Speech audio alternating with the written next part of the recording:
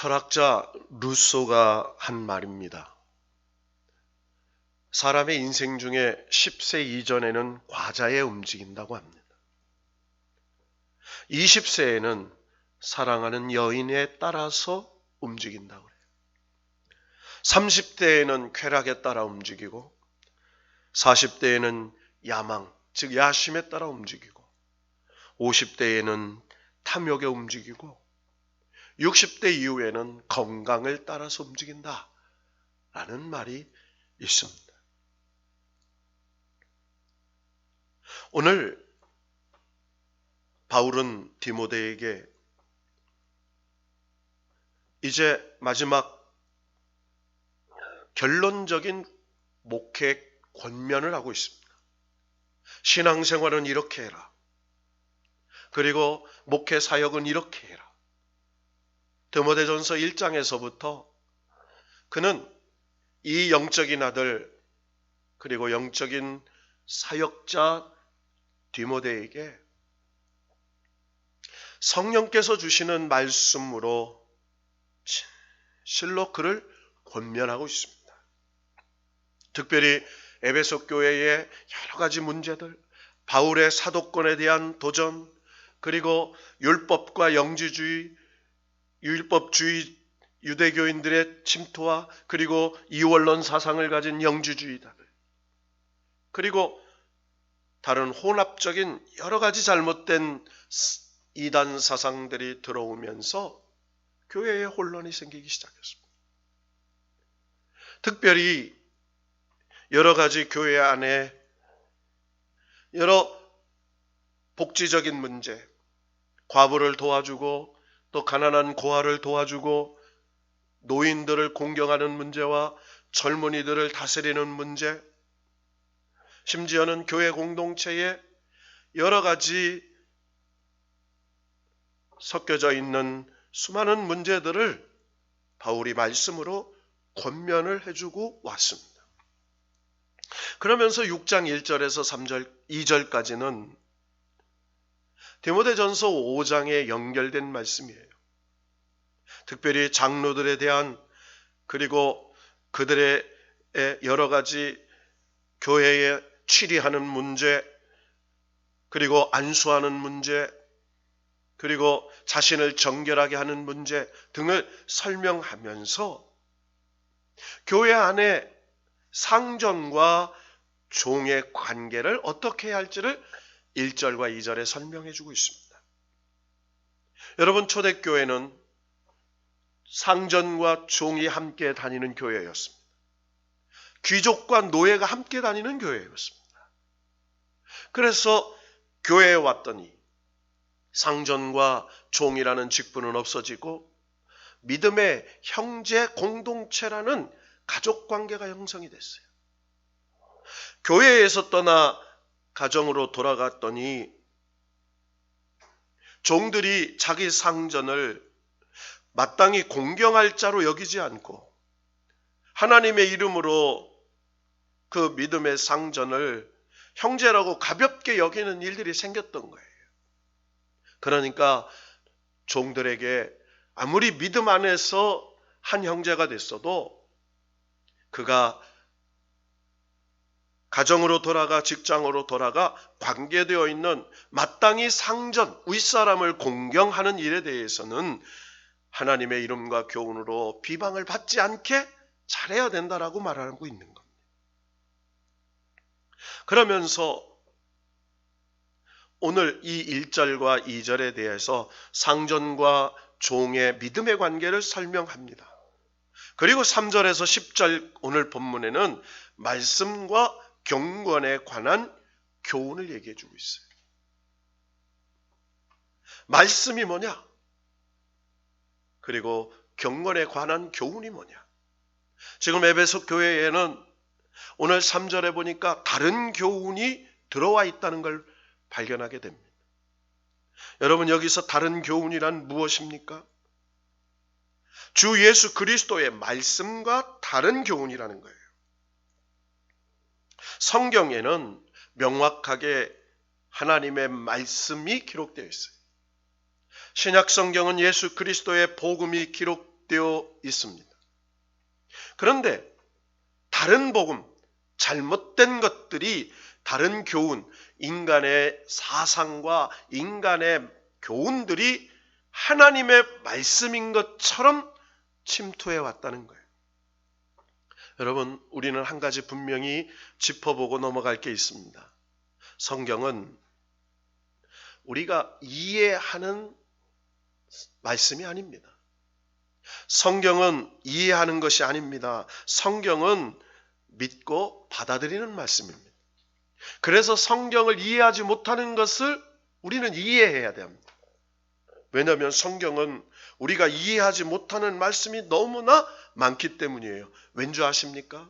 하나님은 무한하신 분이에요. 무한하신 하나님께서 무한하신 역사를 주관하시고 진행하시면서 하나님의 섭리와 뜻을 그 속에 담고 있는 말씀이에요. 유한한 인간이 무한하신 하나님의 이해한다는 것은, 그것은 옳지 않은 일입니다. 맞지 않은 일입니다. 인간의 지혜로는 하나님을 바르게 알 수 없습니다. 인간의 방법으로는 하나님을 만날 수 없습니다. 인간의 의로운 행위로는 하나님께 구원받을 수 없습니다. 오직 하나님의 말씀을 받아들이고 성령께서 주시는 믿음으로 하나님을 믿고 하나님의 은혜로 구원받고 하나님의 역사로 축복받게 되는 줄로 믿습니다. 오늘 바울은 디모데에게 에베소 교회에 다른 교훈이 들어와 있는 것을 말씀하고 있는 거예요. 그리스도의 말씀과 경건에 관한 교훈을 따르지 아니하면 그건 잘못된 거라는 겁니다. 여러분, 그리스도의 말씀이 무엇입니까? 인간의 의로, 인간의 행위로는 구원받을 수 없다는 것입니다. 여러분, 의인은 없나니 하나도 없습니다. 우리는 의인이 아닙니다. 구원받은 죄인일 뿐이에요. 하나님이 우리를 의롭다 해주신 것이지 우리는 생각으로나 마음으로나 행동으로나 아직도 하나님께로부터 행위로 인정받는 의인이 될 수가 없습니다. 부족함을 인정하고 하나님 앞에 늘 죄인인 것을 인정했을 때 하나님이 죄와 싸우고 마귀의 유혹과 싸우고 세상의 유혹과 싸울 수 있는 믿음과 능력을 주실 줄로 믿습니다. 그것을 의로 여겨주시는 거지요. 자, 그러면서 오늘 무엇이라고 말씀합니까? 경건의 비밀과 경건의 능력에 대해서 말씀하고 있어요. 우리가 예수를 믿기 시작하면서 반드시 해야 할 일이 무엇입니까? 가장 기본적인 것이 예배입니다. 두 번째, 우리는 말씀에 대한 훈련입니다. 말씀을 사모하며 말씀을 묵상하며 말씀에 순종하며 말씀을 주도적으로 말씀이 인도하는 대로 말씀의 가마대로 살아가는 거예요. 여러분, 우리가 말씀을 왜 읽습니까? 우리가 말씀을 왜 듣습니까? 그 말씀이 우리의 삶의 능력이 되고 그 말씀이 우리를 이끌어가고 그 말씀대로 살면 하나님이 역사하시고 응답하시고 축복하신다고 믿기 때문입니다. 그래서 말씀은 의례적인 것이 아닙니다. 말씀을 한 번 들은 것으로 끝나는 게 아니라 그 말씀이 우리의 삶을 이끌어갈 수 있도록 순종하는 것이에요. 오늘 바울은 디모데에게 3절에서 5절에 이렇게 말하죠. 다른 교훈을 경계해라, 이렇게 말해요. 따라합시다. 다른 교훈을 경계하라. 교모하게 자기의 교훈을 성경 말씀인 것처럼 가르치는 사람들입니다. 여러분, 이단들은 다 그래요. 성경 말씀을 자기 교훈을 성경 말씀인 것처럼 가르쳐요. 그것이 진리인 것처럼 가르칩니다. 그러면서 자기들 외에는 구원이 없는 것처럼 가르쳐요. 자기들의 교리를 그렇게 포장해서 위장해서 사람들을 미혹하는 것입니다. 여러분, 이단에 속한 이들의 특징은 뭐예요? 오늘 4절에 이렇게 말합니다. 그들은 교만하여, 이렇게 말해요. 자기들만이 성경을 잘 아는 것처럼 우쭐대고 있어요. 여러분, 이단과 사이비들은요, 성경에 대해서 박사라고 말해요. 성경에 대해서 자기들이 정통하고 있다고 말해요. 저는 신학을 20년 넘게 공부를 했습니다. 20년 넘게 공부를 해서 신학 박사가 되었습니다. 성경도 수십 도 가고 성경에 대해서 많은 공부를 했지만 배우고 배우면 배울수록 정말로 오묘하고 신묘하고 그리고 너무너무 깊은 정말 하나님의 성령의 조명이 아니지 않고는 깨달을 수 없는 말씀이에요. 여러분, 오늘 하는 말씀이 전부가 아니에요. 세월이 흘러가면 그 말씀이 다르게 다가옵니다.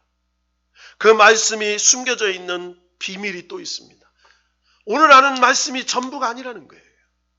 1년 후에 알게 되는 말씀, 그리고 더 어려운 경험 속에 체득한 말씀, 그 말씀의 의미가 다른 것이에요. 그래서 성경은 잘 아는 게 아니라 성경은 잘 믿는 것입니다. 그래서 성경에는 박사가 없어요. 성경의 박사는 예수 그리스도밖에 없습니다. 그래서 그들은 성경대로 잘 믿는 것처럼 떠들고 있습니다. 얼마나 교만한지 세상의 교회의 목사도 장로도 성도들도 인정하지 않습니다. 그들은 복음의 진리를 가르친다고 덤벼듭니다. 자기들 주장만 앞세우고 무조건 기존 교회는 세상 교회로 규정하고 타락했다고 비난합니다. 교만한 것이죠. 여러분, 교회는 예수의 피로 값주고 사신 교회입니다. 교회는 예수의 피로 사신 교회예요. 여러분, 이 세상의 모든 교회는 거룩합니다. 그 교회에 속한 성도들인 저나 우리가 부족한 것이지 핏값으로 세워주신 하나님의 교회는 거룩한 거예요. 예수님을 머리로 삼은 소중한 주님의 몸된 교회이기 때문이에요. 그럼에도 불구하고 교회를 욕하고 그리고 하나님의 말씀을 다 아는 것처럼 교만하게 그리고 그 말씀을 자랑하면서 그 말씀이 전부인 것처럼 주장하는 다른 교훈을 가진 잘못된 사람들이 있었다는 거예요. 그러면서 그들은 첫째 교만했다고 말해요. 여러분, 교만이라는 건 뭡니까? 교만하면 아무것도 알지 못하고 변론과 언쟁을 좋아하는 자니 이렇게 나와요. 여러분, 교만한 자는요, 무지한 사람, 아무것도 알지 못하다라는 말은 무지한 겁니다. 따라합시다. 겸손하면 은혜가 임합니다. 하나님의 은혜는 낮은 곳으로 흘러요. 하나님의 축복은 낮은 곳으로 갑니다. 그래서 교만하면 아무것도 알지 못하는 무지한 자가 되는 거예요. 그리고 교만하여 아무것도 알지 못하면서 변론과 언쟁을 좋아해요. 여러분, 세상을 보십시오. 세상에 사람의 정의와 사람의 이 공의와 사람의 그 옳고 그름이 얼마나 잘못된 건지, 편협된 건지요. 여러분, 사람의 옳고 그름은요, 언제나 자기 주관적일 뿐이에요. 사람은 혈연, 지연, 학연에 치우칠 수 있어요. 하나님만이 공정할 수 있습니다. 여러분, 하나님만이 공평하세요. 여러분, 이 세상에 인간은 공평하지 않습니다. 하나님만이 공평하세요. 그래서 악인에게도 그리고 죄인에게도 비를 주시고 태양빛을 주시고 산도도 주시는 거예요. 하나님은 공평하시기 때문이에요. 하나님은 공의로우세요. 그가 많은 죄를 졌든지 적은 죄를 졌든지 예수 그리스도를 구주로 믿으면 죄사함을 받고 구원을 얻게 되는 줄로 믿습니다. 그래서 하나님은 공정하세요. 공의로우시고 공평하시고. 자, 그러면서 언쟁을 좋아해요. 변론을 좋아해요. 그러다 보니까 투기와 분쟁과 비방과 악한 생각을 합니다. 여러분, 사람이 변론하고 언쟁을 좋아하면요, 뭐를 해요? 투기하죠. 분쟁합니다. 비방과 악한 생각을 합니다. 여러분, 비방은 마귀에게 쏘는 거예요. 여러분, 입술의 분복으로 우리가 먹고 사는 줄 알아요. 하나님이 그래서 우리에게 뭐라고 말씀해요? 범사에 감사하라 이렇게 말해요. 그 말은 비방하지 말라는 거예요. 너희들이 입술의 분복으로 먹고 살기 때문에 따라합시다. 항상 기뻐하라. 쉬지 말고 기도하라. 범사에 감사하라. 할렐루야. 하나님께서 주시는 말씀이에요. 그러면서 이 교만한 자는 악한 생각이 난다고 말해요. 여러분, 악이 뭐예요? 악은 마귀로부터 오는 거예요. 악인의 꾀를 쫓지 아니하며, 이 말이에요. 여러분, 하나님 말씀에 떠난 생각은 악이에요. 악이 꾀예요, 이게. 이 악한 마귀에 주는 생각을 행동으로 옮기면 죄인의 길에 씁니다. 이 죄인의 길에 서서 회개하지 않고 자기가 죄인인지를 모르면 오만한 자리에 앉게 돼요. 이 오만한 자리는 하나님을 부정하고 하나님처럼 되겠다고 하는 사단의 역사가 되는 거예요. 악인의 꾀, 죄인의 길, 그리고 오만한 자의 자리에 앉게 되는 거예요. 지금 이 에베소 교회에 그런 악인의 꾀를 쫓는 자들이 있었다는 겁니다. 그들은 마음이 부패했어요. 여러분, 마음이 부패했다는 것이 뭡니까? 마음이 부패했다는 것은 선하고 향기로운 그리스도의 향기를 나타내지 않고, 부패라는 것은 썩은 냄새 나는 악한 것들이 가득 차 있는 그런 냄새나는 마음을 가졌다는 거예요. 진리를 잃어버렸어요. 경건의 이익을 방도로 생각하는 자들이 없어 다툼이 일어났어요. 여러분, 경건의 유익이 있는 저와 여러분이 되기를 주의 이름으로 축원합니다. 자, 첫째, 다른 교훈을 경계해야 돼요. 그래서 경건의 유익을 쫓으려면 오직 하나님 그리스도의 말씀만을 따르는 길밖에 없다는 것. 자, 6절부터 8절까지는 두 번째 교훈이 나와요. 불만을 경계해라, 이렇게 말해요. 첫째는 다른 교훈을 경계하라, 이렇게 말했어요. 두 번째로는 불만을 경계하라. 6절, 8절까지 읽어보겠습니다. 시작. 그러나 자족하는 마음이 있으면 경건은 큰 이익이 되느니라. 우리가 세상에 아무것도 가지고 온 것이 없음에 또한 아무것도 가지고 가지 못하리니 우리가 먹을 것과 입을 것이 있은즉 족한 줄로 알거니와. 할렐루야.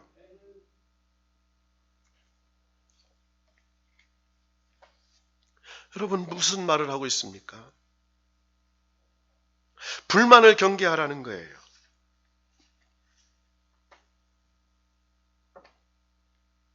그러면서 이 불만이 어디에서 생기는지를 설명하고 있습니다. 여러분, 이 불만은 경건을 큰 해가 되는, 우리의 경건을 방해하는 악한 요소가 된다는 거예요. 여러분, 경건이란 무엇입니까? 하나님이 구원받은 그들의 자녀에게 요구하시는 예수 믿는 사람다움, 예수 믿는 사람다운 생활다움이라고 말 수 있어요. 예수 믿는 사람답게 사는 사람, 이렇게 말합니다. 따라합시다. 예수 믿는 사람답게 사는 사람. 그러니까 여러분, 우리가 영성이 뛰어나다 이런 얘기 하잖아요. 영성이 뛰어나다는 것은 경건한 사람이다, 이 말이에요. 그가 하나님을 두려워하고 하나님을 경외하면서 하나님 말씀대로 그리스도인답게 사는 사람이다, 이 말이에요. 그래서 우리 프로테스탄트 개혁교회의 영성은 경건입니다. 하나님 말씀대로 예수 믿는 사람답게 사는 사람, 그 사람이 경건한 사람이에요. 기도만 많이 하고 말만 거룩하게 하고 무엇 많이 하는 게 경건이 아니에요. 하나님 말씀대로 사는 것이 경건이에요. 이게 영성 있는 사람이에요. 자, 그러면서 뭐라고 말을 합니까? 자, 여기에서 자족하는 마음이 있어야 경건한 사람이라는 거예요. 따라합시다. 자족하는 마음. 여러분, 자족이라는 마음이 뭐예요? 한마디로 제 분수를 알아 마음에 불만이 없는 것을 일컫는 말, 이렇게 얘기할 수 있죠. 그러나 자족의 이상치는 먹을 것과 입을 것만 있어도 족한 줄 아는 마음, 이렇게 얘기해요. 뒤에서 뭐라고 말합니까? 8절에 우리가 먹을 것과 입을 것이 있은즉 족한 줄로 알거니와 이렇게 말해요. 여러분, 자족하는 마음이라는 것은 그저 매일 먹을 일용할 양식과 매일 나를 주시는, 지켜주시는 하나님의 인도하심에 만족하는 거예요. 그래서 우리가 주기도문에 뭐라고 얘기해요? 일용할 양식을 주옵시고 이렇게 말하잖아요. 여러분, 우리의 양식은요, 일용할 양식이에요. 믿습니까? 내일 올 양식은 내게 아니에요. 싸놨다고 창고에 있다고 내 게 아닙니다. 은행에 통장에 있다고 내 것이 아니에요. 그건 은행 돈이에요. 내 이름으로 맡겨진 거지만 오늘 내가 사용하는 것만 하나님이 허락한 것입니다. 오늘 이 다른 교훈을 따르는 사람들은요, 교만해서 자족하는 마음이 없어요. 그래서 뭐 한다는 거예요? 불평한다는 거예요. 자, 그러면서 이 말에 대해서 우리가 자족할 수 있는 마음은 어디서 와야 되느냐? 먹을 것과 입을 것이 있은즉 족한 줄로 아는, 왜 그렇게 마음을 먹어야 되느냐? 7절에 그 해답을 주고 있습니다. 7절을 다 같이 읽어봅시다. 시작. 우리가 세상에 아무것도 가지고 온 것이 없음에 또한 아무것도 가지고 가지 못하리니. 할렐루야. 여러분, 뭐 가지고 온 사람 있습니까? 송 권사님 뭐 가져왔어요?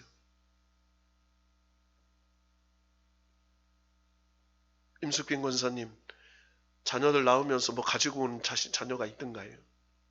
아무도 없죠. 인간은 빈손으로 와요. 그래서 공술의 공수거라고 하는 거예요. 빈손으로 왔다가 빈손으로 가요.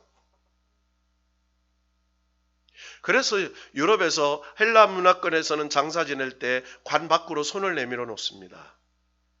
아무것도 가지고 가지 못한다라는 교훈을 주는 거예요. 아무것도 가지고 온 것이 없어요. 또한 아무것도 가지고 가지 못해요.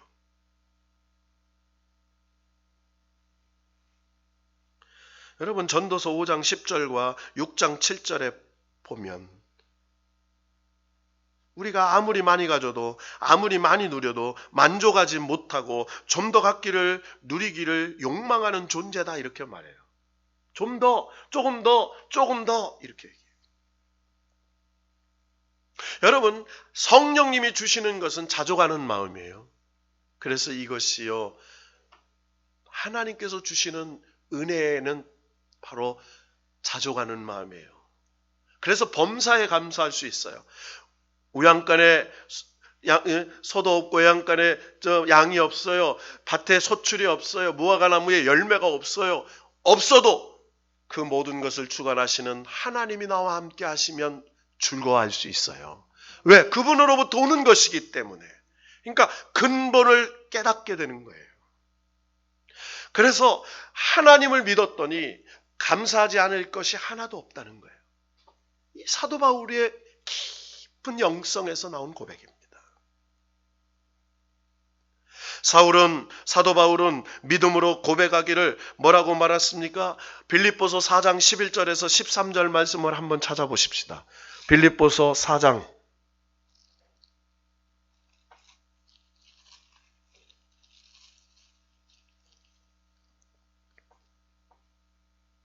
빌립보서 4장 11절에서 13절까지 시작. 내가 궁핍함으로 말하는 것이 아니니라. 어떠한 형편에든지 나는 자족하기를 배웠노니 나는 비천에 처할 줄도 알고 풍부에 처할 줄도 알아. 모든 일 곧 배부름과 배고픔과 풍부와 궁핍에도 처할 줄 아는 일체의 비결을 배웠노라. 내게 능력 주시는 자 안에서 내가 모든 것을 할 수 있느니라. 할렐루야. 한마디로 바울은 믿음으로 뭐라고 고백합니까? 나는 비천에 처할 줄도 알고 풍부에 처할 줄도 알고 배부름과 배고픔과 풍부와 궁핍에 처할 줄도 아는 일체의 비결을 알았다. 이 말은 내가 배고플 때나 내가 배부를 때나 내가 비천에 처할 때나 내가 풍부에 처할 때나 다 그것은 일체 나는 자족하는 마음이다. 나는 어떤 경우에도 하나님께서 내게 주신 은혜의 현장이라고 믿는다는 거예요. 이게 범사에 감사할 수 있는 말이에요. 따라합시다. 자족의 마음. 이것은 뭐예요? 내가 어떻게 풍족하거나 부족하거나 비천하거나 그리고 풍족하거나 그리고 배부르거나 굶주르거나 우리가 일체 자족하는 비결을 가질 수 있을까요? 한마디로 뭐라고 답합니까? 빌립보서 4장 13절에 내게 능력 주시는 자 안에서 내가 모든 것을 할 수 있느니라 이 말이에요. 내가 비천에 있어도 배고픔에 있어도 내게 성령께서 능력 주시면 그 모든 것이 문제가 안 된다는 말이에요. 여러분 이 은혜와 축복이 저와 여러분에게 부어지기를 주님의 이름으로 축원합니다. 자, 그러면서 마지막 세 번째 교훈이 뭡니까? 오늘 9절에서 10절의 말씀이에요. 자, 첫째는 다른 교훈을 경계하라고 그랬어요. 두 번째로는 불만을 경계하라고 그랬어요. 자족하는 마음을 잃지 말라는 거예요. 세 번째로는 물욕을 경계해라. 따라합시다. 물욕을 경계하라. 여러분, 물욕이라는 것은 당연히 우리가 살면서 필요한 것이에요. 여러분, 돈은 좋은 것입니까? 나쁜 것입니까? 여러분 한번 이 질문 자체에 돈은 좋은 것일까요? 나쁜 것일까요? 여러분, 물질 자체는 좋은 것도 나쁜 것도 아닙니다.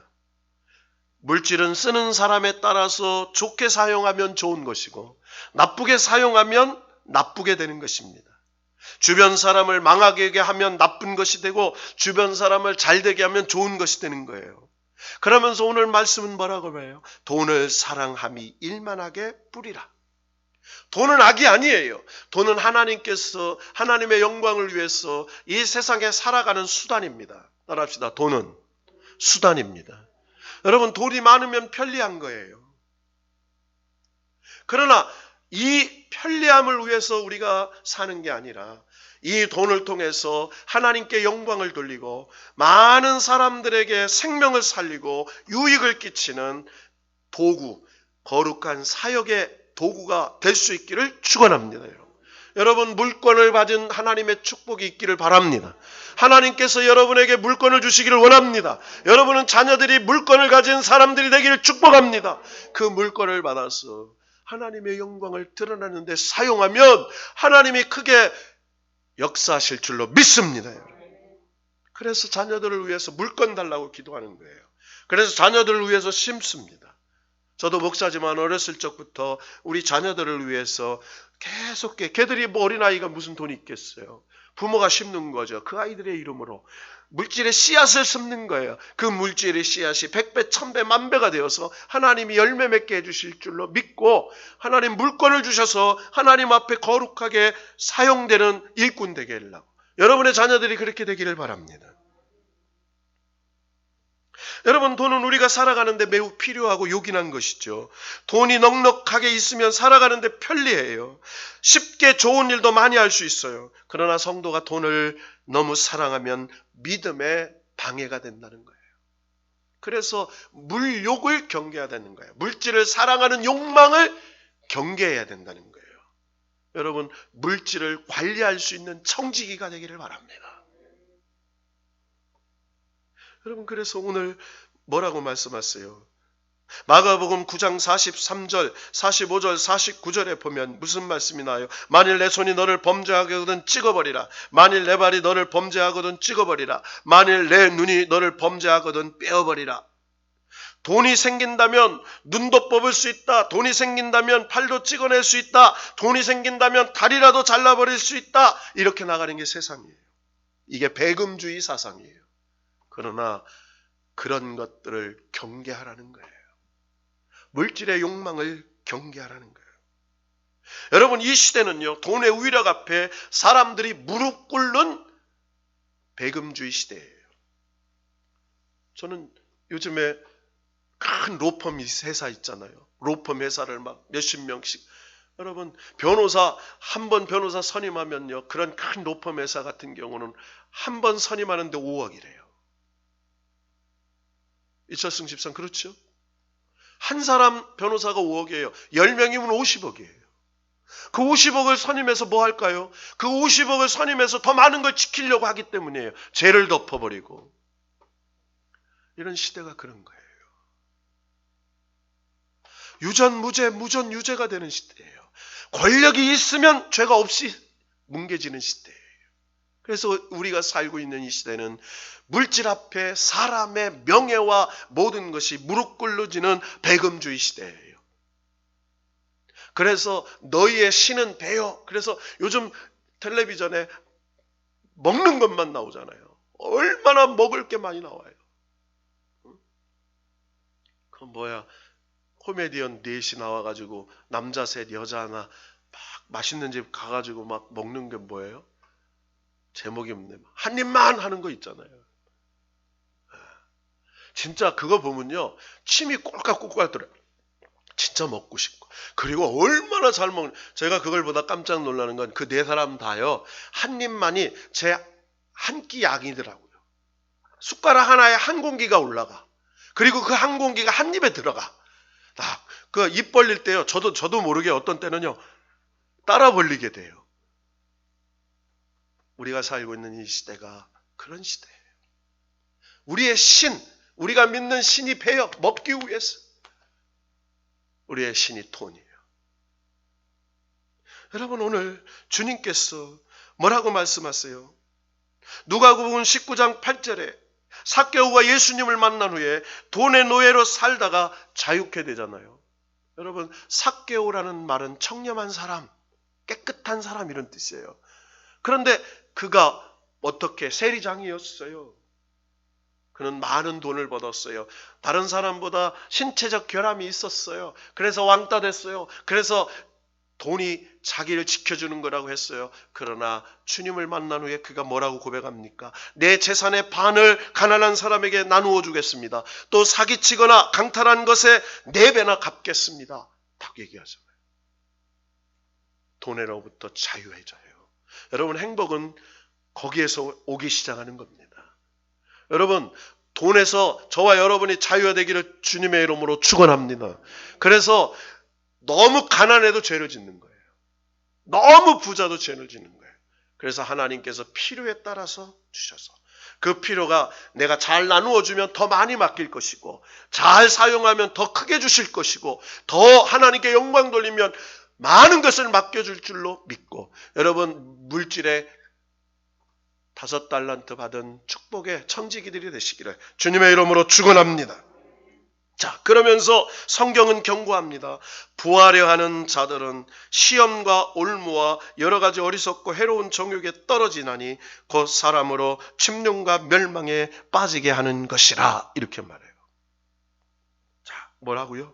부하려 하는 자는 시험이 와요. 올무와 여러 가지 어리석고 해로운 욕심에 떨어질 수 있어요. 그것이 우리에게 파멸과 멸망에 빠지게 한다는 거예요. 여러분 성경은 부자가 되라고 하지 않아요. 부요한 자가 되라고 말합니다. 따라합시다. 부요한 자가 되시길 바랍니다. 여러분 성경은요 절대로 부자가 되라고 하지 않아요. 그래서 어리석은 부자라고 말해요. 그래서 과부가 두렙돈을 성전에 드렸을 때 예수님은 그는 전부를 드렸다. 그를 축복하잖아요. 여러분 성경은 많이 가졌다고 부자가 아니에요. 부자는 낙타가 바늘길을 통과할 수 없어요. 천국에. 그건 뭐예요? 내 것이라고 생각하면 다 내 것이라고 생각하면 부자예요. 10,000원도 내 것이라고 생각하면 부자라 이 말이에요. 1,000억도 하나님이 내게 맡겨주시는 것이라면 하나님 거라고 생각하면 부자가 아니에요. 여러분. 여러분 하나님이 여러분에게 많은 걸 맡겨주시기를 바랍니다. 그래서 부유한 사람. 심령이 가난하고 마음이 부유해졌어. 그래서 하나님께서 책임져 주시고 일용할 양식과 그리고 있을 것을 족하게 해주실 줄로 믿고 날마다 은혜 가운데 살 수 있는 사람, 하나님을 위해서 마음껏 물질을 사용할 수 있는 사람이 되시기를 주님의 이름으로 축원합니다, 여러분. 그러면서 뭐라고 말해요? 결국은 10절 말씀 다 같이 읽고 말씀 마칩시다. 시작. 돈을 사랑함이 일만하게 뿌리가 되나니 이것을 탐내는 자들은 미혹을 받아 믿음에서 떠나 많은 근심으로써 자기를 찔렀도다. 아멘. 자, 돈을 사랑하는 게 뭐예요? 일만악. 악이 10,000개가 있는데 그 악의 모든 근원이 뭐예요? 돈을 사랑함에 있다는 거예요. 돈에는 있진 않아요. 돈은 나쁜 게 아니에요. 돈은 좋은 것도 아니에요. 돈은 선하게 사용하는 도구일 뿐이에요. 그러나 그 돈을 사랑함으로 말미암아 모든 악의 뿌리가 된다는 거예요. 도덕질, 강도, 사기. 여러분 요즘에 라이미니, 옵티머스니 이게 나오잖아요. 그게 뭐예요? 다 욕심에서 나온 거예요. 여러분 잘 알아야 합니다. 사모펀드라는 것 같은 경우는 뭐예요? 요즘에 그런 게 많이 생기죠. 여러분 상장된 안정된 회사는요, 주식이 너무 오르지도 않고 떨어지지도 않아요. 그래서 크게 이익을 가져다 주지 않아요. 그러나 이런 옵티머스나 라임과 같은 것들은 사기성이 있었어요. 결국에는 뭐예요? 결국은 미혹을 받아 근심으로 자기를 찔렀어요. 저는 우리나라 행자부 장관도 5억을 거기다 투자했다는 걸 보고, 야, 투자할 돈까지도 5억씩이나 있구나. 그러면서 투자할 돈 없는 것도 복이구나. 잃어버릴 게 없잖아요. 아멘을 안 하네. 여러분 가진 게 없으니까 잃을 것도 없어요. 그러니까 한마디로 뭐라고 여기 딱 얘기합니까? 바울이 디모데에게 말하는 거예요. 바울이 에베소 교회 장로님들과 성도들에게 말하는 거예요. 다른 복음을, 다른 교훈을 경계하세요. 그리고 다시 한번 불만, 자족하는 마음이 없는 것, 불평하는 마음 경계하세요. 그리고 무력을 경계하세요. 그것은 우리의 신앙을 잘못된 길로 이끌어가는, 그래서 하나님으로부터 떠나, 그래서 여기 뭐라고 하냐면 믿음을 떠나 이렇게 나와요. 믿음을 떠나 많은 근심으로 자기를 찌르게 된다 이렇게 말해요. 여러분 근심은요 우리의 마음을 상하게 해요. 근심은 우리의 뼈를 삭혀요. 따라합시다. 진리가 너희를 자유케 하리라. 할렐루야. 여러분 성령 안에서 자유하기를 축복합니다. 없다고 너무 근심하지 마세요. 여러분 빚졌다고 너무 낙심하지 마세요. 빚 때문에 죽지 않아요. 빚 때문에 죽을 것 같이 마귀가 우리를 두렵게 할 뿐이지. 여러분 절대 안 죽어요. 하나님 해결해 주실 줄로 믿어요. 그리고요 믿음으로 일어나세요. 하나님께서 주실 때가 있을 거예요. 그때를 위해서 그릇을 준비하세요. 하나님이 저와 여러분을 사용하실 줄로 믿습니다.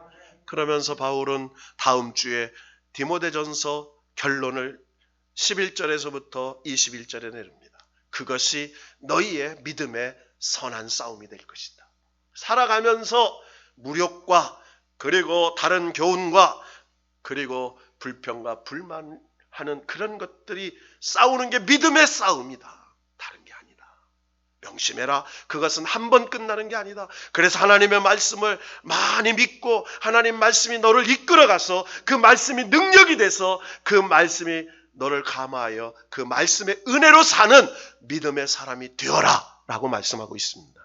여러분 이 말씀이 저와 여러분이 늘 경건의 진리 안에 거하는 경건의 사람들이 되기를 주님의 이름으로 축원합니다. 여러분의 사업터가 이 경건의 진리 안에서 하나님이 주시는 물권의 사업터가 되기를 축복합니다. 여러분의 자녀들이 이 진리의 말씀 안에서 진리의 일꾼으로 세워가는 미래의 축복자들이 되기를 축원합니다. 우리의 가정과 교회가 이 진리 안에서 하나님의 축복을 증거하는, 나누어주는 거룩한 공동체가 되기를 주님의 이름으로 축원합니다.